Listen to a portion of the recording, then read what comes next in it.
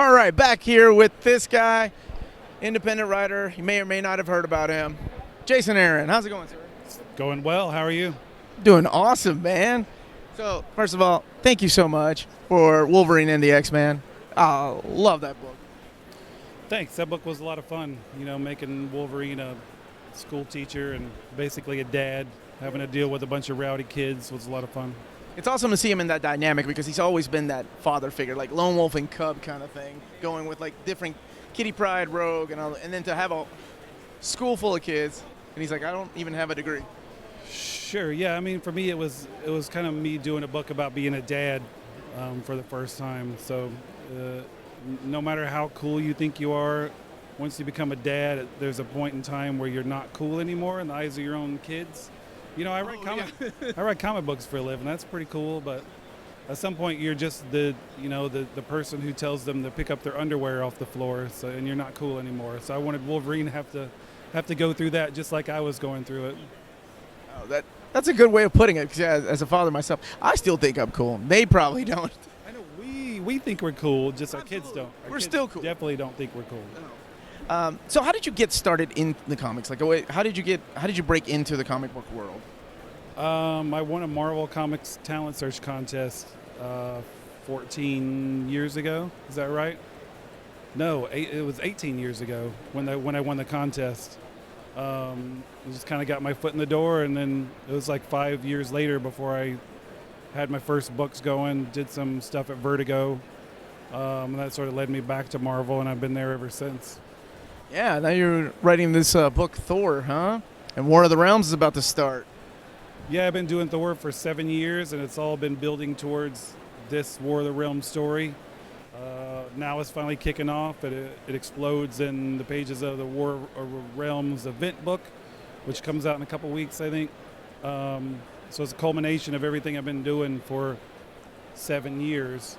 And I get to work with Russell and Matt Wilson, who, you know, we told the Jane Foster Thor story together, and they were able to jump right from that into this. So we've been working on War of the Realms for probably 8 months or so. So it's pretty much almost already done before it even starts coming out.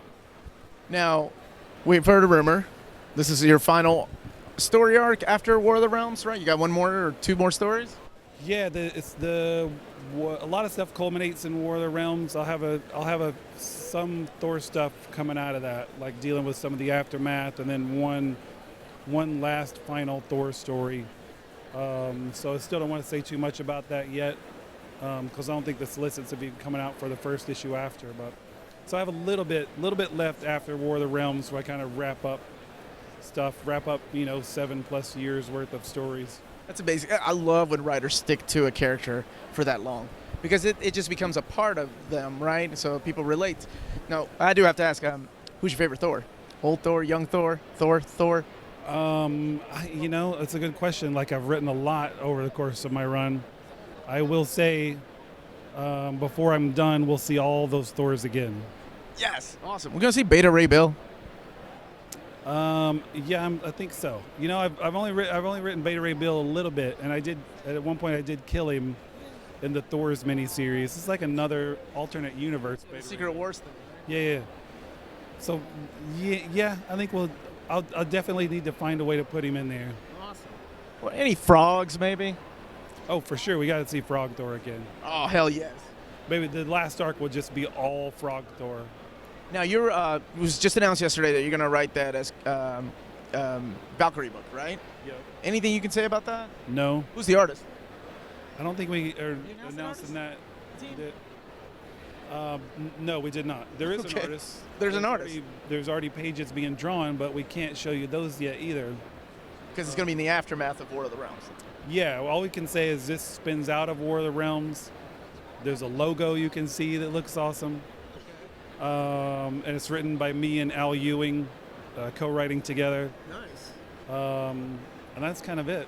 We don't even know which Valkyrie you're using, right? Because a friend of mine and I have a bet going whether it's the classic Valkyrie or the Thor Ragnarok Valkyrie. I heard your bet. No, I cannot settle your bet. Can't say. Well, I guess we'll find out here in a couple of months. But start reading the beginning of that story is in War of the Realms.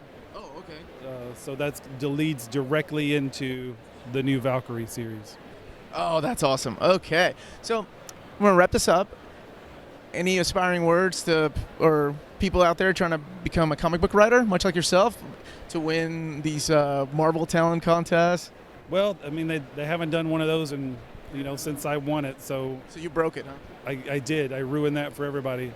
No, I mean, I always tell people just do your own stories. Like, even though I got my foot in the door winning a Marvel Comics Talent Search contest, that didn't open the door for me to write Thor and Avengers. Like, I had to go and do my own books. I did a Vietnam War book. I did a Native American crime book. So I had to go tell my own stories, and that's what really got the attention of Marvel. So do your own stuff. You're not going to break into, even if your dream is to write Batman or Spider-Man, you're not going to break into comics pitching Batman and Spider-Man. Tell the story that only you can tell.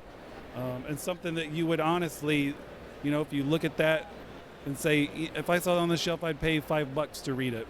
If you can honestly say that about your own work, that's the most important thing. That means somebody else out there will feel the same, but you have to have that level of emotional investment and commitment to it, and be your own, harshest critic.